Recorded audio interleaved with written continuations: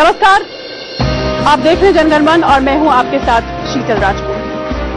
कहा तो उम्मीद थी कि बिहार में लालू और नीतीश की सियासी दोस्ती बीजेपी के लिए मुश्किल चुनौती खड़ी कर सकती है, लेकिन विधान परिषद के चुनाव ने इन दोनों दिग्गजों का कद छोटा कर दिया।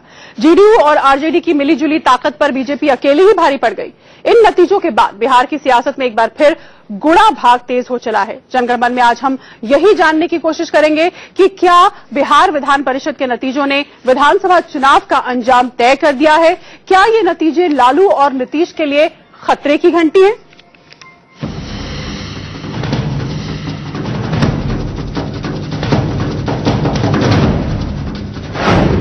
बिहार विधानसभा के चुनाव से पहले विधान परिषद के चुनाव को सूबे की सत्ता का सेमीफाइनल माना जा रहा था, पर नतीजों ने जेडीयू और आरजेडी के साथ साथ खुद बीजेपी को भी हैरान कर दिया।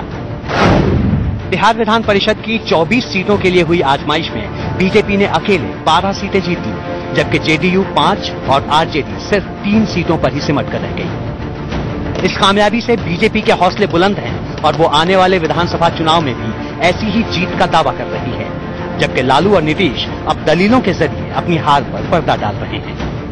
नीतीश कुमार जी कहते थे कि ये सेमीफाइनल है और हम जीतेंगे, और बाद में भी कहेंगे कि ये सेमीफाइनल है।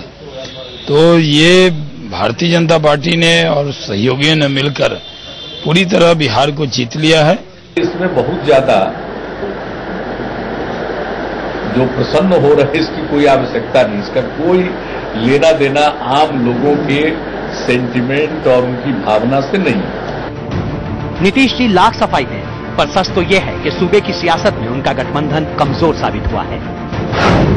आपको बता दें कि पिछले चुनाव में विधान परिषद की 24 सीटों में से 18 सीटें जेडीयू और आरजेडी के कब्जे में थी, जबकि बीजेपी के पास सिर्फ 5 सीटें थी। जाहिर है इस बार जीत के आंकड़े बीजेपी का इकबाल बुलंद कर रहे हैं, लेकिन बिहारी बाबू इस जीत पर इतराने के बजाय पार्टी को फाइनल लड़ाई के लिए आगाह कर रहे हैं। वो तो जनप्रतिनिधियों द्वारा चुने जाते हैं लोग, उनके चुने जाने की बहुत सारी वजह होती है, तो इन चीजों पे बहुत ज्यादा इनका जिक्र करना या इन पे बहुत इतराने की आवश्यकता नहीं है। शॉटगन की सलाह के पीछे सियासी वजह हो सकती है, लेकिन आरजेडी सुप्रीमो लालू के लिए रघुवंश बाबू की ये नसीहत खास मायने रखती है। ये सबक लेने वाला नतीजा है, परिणाम है। विधानसभा का उपचुनाव हुआ था, उसी से गठबंधन की शुरुआत हुई और उसमें उत्साहजनक परिणाम आया था, और उसके बाद फिर गठबंधन देखता हूं मैं यहां पर केवल बीच में हुआ विलयन होगा तो विलयन नहीं हो सका तो गठबंधन हुआ। सियासी पंडितों को उम्मीद थी कि बिहार में लालू और नीतीश के साथ तैयार हुआ महागठबंधन बीजेपी एंड कंपनी के लिए बड़ी चुनौती बन सकता है, पर विधान परिषद के नतीजों ने सारे कयास फीके कर दिए। तो क्या बिहार में नीतीश और लालू का करिश्मा ढलने लगा है? क्या बिहार का सेमीफाइनल लालू और नीतीश के लिए खतरे की घंटी है? आखिर बिहार विधान परिषद चुनाव में बीजेपी की जीत क्या कहती है? Bureau report, India news.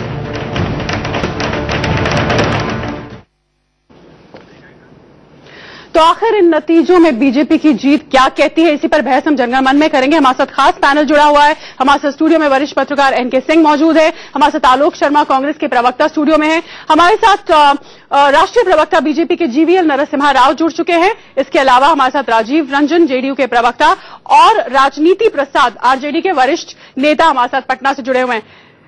साथ ही हमारे साथ हमेशा की तरह आम जनता मौजूद है, जिसके अपने खुद के सवाल होंगे। सबसे पहले मैं राजीव रंजन जी के पास चलूंगी। राजीव रंजन जी, बीजेपी कहती है कि इन नतीजों के साथ मान लीजिए कि हमने बिहार जीत लिया, आगे की जंग अब कुछ नहीं।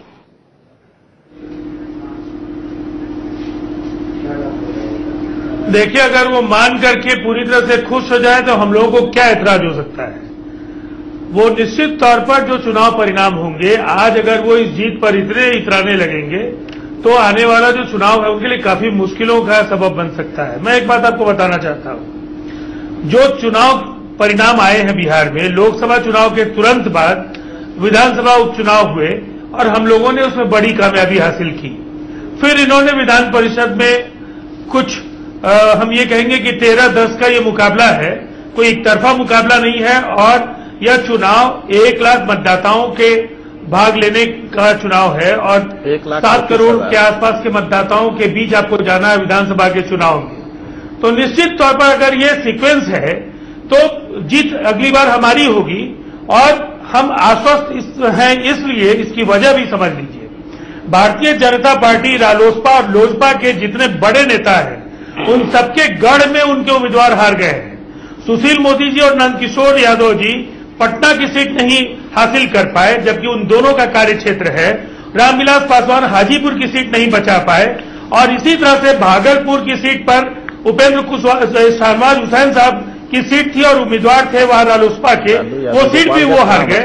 तो इसका मतलब ये भी है कि इनके नेताओं के गिरिराज सिंह जी बहुत सारी बातें हाँ, लेकिन एनके सिंह जी ने टिप्पणी की है यहाँ पर राजीव रंजन जी, और मैं एनके जी जबरदस्त अंतरकला है। बोल ले रहे एनके जी ने एक टिप्पणी की है। जी एनके जी रुक गए। राजीव जी, और कोई बात नहीं है, ये वाला लॉजिक जो दे रहे हैं तो मुझे याद आ रहा था कि लालू यादव अगर गोपालगंज हार जाते हैं, पटना हार जाते हैं, तब फिर जरा सोचना पड़ता है, और बाकी छपरा हार जाते हैं तब सोचना पड़ता है। यही तो लालू यादव का भी गढ़ था। तो मेरे ख्याल से ये लॉजिक होल्ड नहीं करेगा।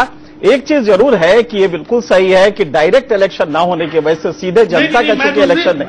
मैं उस बात का भी आपको जवाब देता हूं। मैं खत्म कर लूं, फिर उसके बाद आ जाइएगा जी। इस समय एनके सिंह साहब जवाब आपको दे रहा हूं। ये इलेक्टोरेट जो था वो 1,38,000 का था, औसतन इस पे 5,700 का एक कॉन्स्टिट्यूएंसी में वोटर होता है।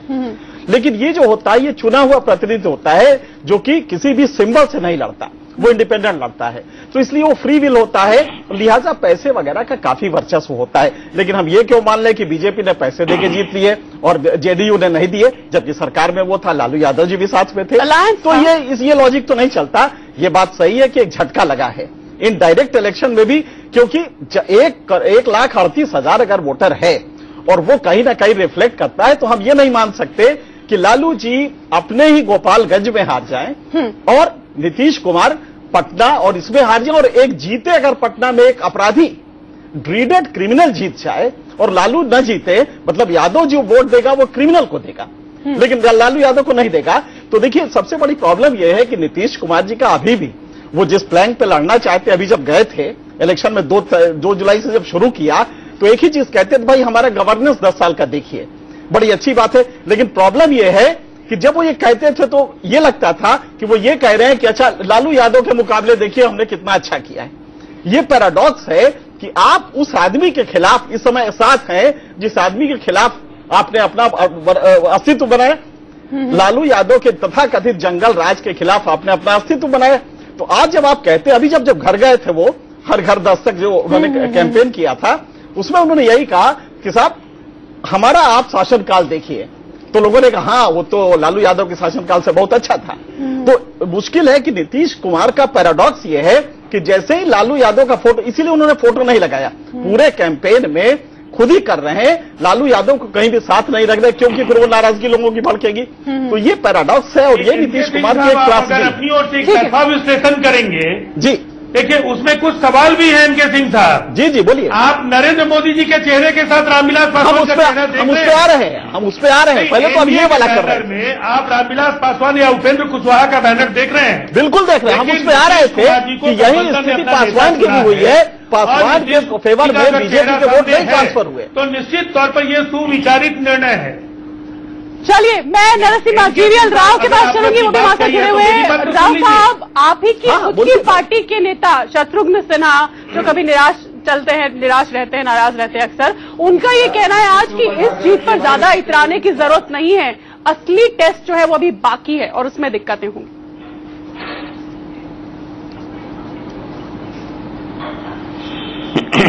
देखिए इस बहस में राजीव रंजन जी का जो बौखलाहट है ये साफ साफ जाहिर करता है किस प्रकार की असर ये काउंसिल जो नतीजे हैं, म्युनिसिपल जो एमएलसी इलेक्शन के नतीजे हैं, किस प्रकार उनको उन पर असर किया है, ये बिल्कुल स्पष्ट रूप से दिखाई देता है। जो सीट हमारे 5 सीटें थी 24 में से वो बढ़कर अभी 12 हुए और हमारे अलायंस के साथ हमारे 13 सीट हुए। तो एक तरह से मैं समझता हूं ये ऐसे समय पर ये नतीजे आए जब उनकी मनोबल पर बहुत बड़ा इसका बहुत बड़ा असर होने वाला है। और जेडीयू, आरजेडी सब एक दूसरे के हाथ से जहर पी करके चुनाव जीतने की जो तैयारी कर रहे थे, उनको अभी समझ में आ गया कि जनता इस जहर को पीने के लिए तैयार नहीं है। जनता जंगल राज को नहीं चाहती है। एक तरह से ये जो आजकल जो चल रहा है वहां नीतीश कुमार जी का एक तरह से गुंडा राज कहा जाए, उसका। लेकिन शत्रुघ्न सिन्हा क्यों कहते हैं कि अभी सावधानी बरतने की जरूरत है, इस जीत को बहुत ज्यादा गंभीरता से नहीं लेने की जरूरत है? शत्रुघ्न सिन्हा, मेरे सवाल का जवाब। जीत की देखिए, आप होश खो रहे हैं या बिल्कुल के चयन में सावधानी बरतिए। बहुत सीरियसली लोग व्यापक में मरते चले जा रहे हैं और गुंडों का राजा बिहार में बता रहे हैं। शीतल जी, मुझे खत्म करने की इजाजत नहीं मिल सकती है, सबको वापस लीजिए। ठीक है राव साहब, इनकी बात पूरी सुन लेते राव साहब की। जिस प्रकार की वहां या मैं ये कह रहा हूं कि शत्रुघ्न सिन्हा जी का जो बयान कोई आपत्तिजनक बयान नहीं है। हमें बहुत अच्छे नतीजे मिले हैं, बट लेकिन हमें बहुत ही सावधानी से, हमें बहुत ही सिंसियरिटी, सीरियसली हमें चुनाव लड़ना होगा। भारतीय जनता पार्टी कभी भी किसी भी चुनाव को सरलता से नहीं लेती है। हर चुनाव को हम एक चैलेंज मानकर लड़ते हैं। आगे आने वाले चुनाव को भी लड़ेंगे, लेकिन जो भविष्यवाणी जो काउंसिल पोल्स ने किया है, जिसमें लगभग 1,40,000 लोगों का मत पड़ता है, ये बहुत बड़ा सैंपल सर्वे है जो कोई भी न्यूज चैनल, कोई भी इतना बड़ा सर्वे शायद ही कर पाएंगे अगले 3 महीनों में। तो इसलिए आने वाले नतीजों का एक बहुत अच्छा मिरर रिफ्लेक्शन है। ठीक है, ऐसा मानता हूं। आलोक जी, आप मानते हैं आने वाले नतीजों का बड़ा अच्छा मिरर रिफ्लेक्शन है बीजेपी का? ये ऑप्टिमिज्म आप कैसे देखते हैं इसे? देखिए, मैं इस चुनाव को 3-4 निष्कर्षों के एंगल से देखता हूं। सबसे पहला निष्कर्ष तो मैं यही मानता हूं कि जो भी गैर भाजपाई दल हैं, जो तथाकथित अपने आप को सांप्रदायिक के गठजोड़ में जोड़ना चाहते हैं, मैं समझता हूं उनके लिए कहीं ना कहीं एक चुनौती है, एक चेतावनी है। जहां तक बात चुनाव की है कि बीजेपी ने कोई बहुत बड़ी फतेह हासिल कर ली है, मैं इस बात से बिल्कुल भी सहमत नहीं हूं। सेलेक्टेड वोट हैं। पटना, जहां पर 6 एमएलए बीजेपी के हैं, 2 कैबिनेट मिनिस्टर पटना से आते हैं, शत्रुघ्न सिन्हा और रामकृपाल यादव जी, वहां पर आप हार रहे हैं। इसका मतलब यह है कि कहीं ना कहीं आप ना तो वोटों को कन्वर्ट करा पा रहे हैं, और सेलेक्टेड जो वोट बैंक है उसको किस तरह से एनके सिंह साहब ने कहा है प्रभावित किया जाता है, वो किसी से छुपा हुआ नहीं है। लेकिन इतना अवश्य है कि अगर आने वाला समय मुद्दों पर लड़ा जाएगा तो बीजेपी कहीं पर भी दिखाई नहीं देगी।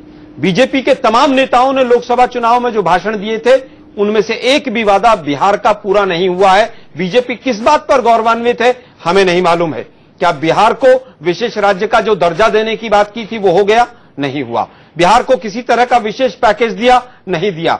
आप इतने लंबे समय तक जेडीयू के साथ रहे, आज आप जेडीयू को अगर गुंडा राज बता रहे हैं तो लोग कहेंगे नीतीश और लालू की यारी भी ठीक है कि जब तक साथ रहे तब तक तो बहुत अच्छे दोस्त, और अलग हो गए तो गुंडा राज दिखने लगा। व्यापम का मध्य प्रदेश में गुंडा राज नहीं दिख रहा है इनको। मैं जानना चाहता हूं बीजेपी से कि बिहार के लिए, बिहार के लोगों के लिए, एग्रीकल्चरिस्ट के लिए, किसानों के लिए आपने अगर एक भी कदम उठाया है तो आप बताइए आप किस मुंह से बिहार में जाकर वोट मांगेंगे? ठीक है, हमारे साथ आरजेडी के रामानुज प्रसाद भी जुड़ गए। रामानुज जी, ये जो नतीजे आए हैं विधान परिषद के चुनाव के, बीजेपी ये मानती है कि ये आने वाले समय का मिरर इमेज है, यानी विधानसभा के जो नतीजे होंगे उसका रिफ्लेक्शन पहले ही दिख गया है, यानी जीत उन्हीं की होने वाली आगे भी।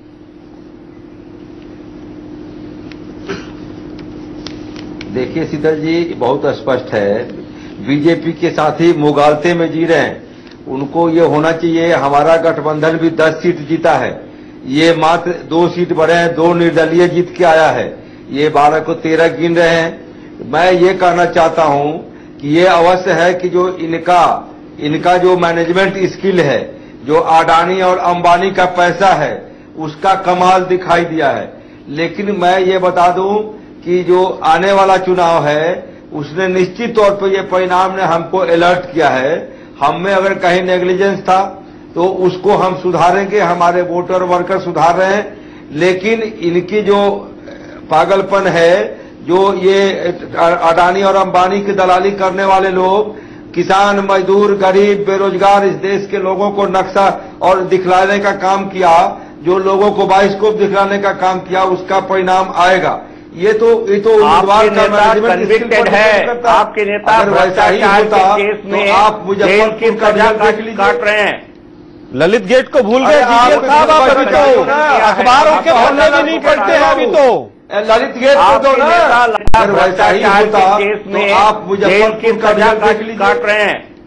ललित गेट को भूल गए जीजीएल साहब, आप अभी तो अखबारों के पन्ने भी नहीं पढ़ते हैं। अभी तो ललित गेट को दो ना, लालू यादव व्यापम जैसा खूनी घोटाला और बीजेपी अभी भी प्रवचन दे रही है। वो अपनी जो लोकसभा सैकड़ों बच्चे मारे गए, सैकड़ों लोग गवाह मारे गए, आरटीआई एक्टिविस्ट मारे गए हो। क्यों मौनी बाबा मारे गए? क्यों मौनी बाबा बने हुए हो? यही लाख छात्रों का भविष्य अपने अधिकार में पहुंचा दिया मध्य प्रदेश में। यही स्किल डेवलपमेंट है मोदी जी का। चलिए इस पर राव साहब से रिएक्शन लेते हुए एनके जी के पास आऊंगी। ठीक है राव साहब, आरजेडी और कांग्रेस दोनों की तरफ से कई आरोप आप पर लग रहे, गंभीर आरोप लग रहे हैं, इससे आपका रिएक्शन मैं लेना चाहूंगा। काला धन वाले के पैसे पर राजनीति करने वाले लोग, ठीक है सुन लेते एक बार राव साहब का जवाब भी ले लें इस पर। नहीं कर रहे हो शीतल जी, मेरा ऑडियो ठीक करा दीजिए। हम आपको सुन पा रहे हैं। आप ये जो इन दोनों ने एलिगेशंस लगाए और तमाम बातें कही हैं कि बीजेपी अपने गिरेबान में झांके, उस पर आपका रिएक्शन चाहती हूं।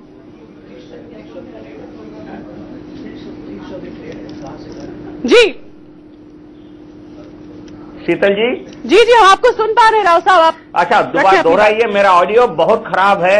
आप धीरे से बोलिए, थोड़ा धीरे से बोलिए और दोहराइए, सवाल को दोहराइए। सवाल ये कि आरजेडी और कांग्रेस दोनों का कहना है कि आप अपराध की बात कर रहे हैं, क्राइम की बात कर रहे हैं, तमाम तरह की जो नसीहतें दे रहे हैं, आप अपने गिरेबान में झांक लें। हाल फिलहाल में जो तमाम बातें निकलकर सामने आई है, जो स्केलेटन्स कबर्ड से निकले हैं, वो आपको आईना दिखा रहे हैं।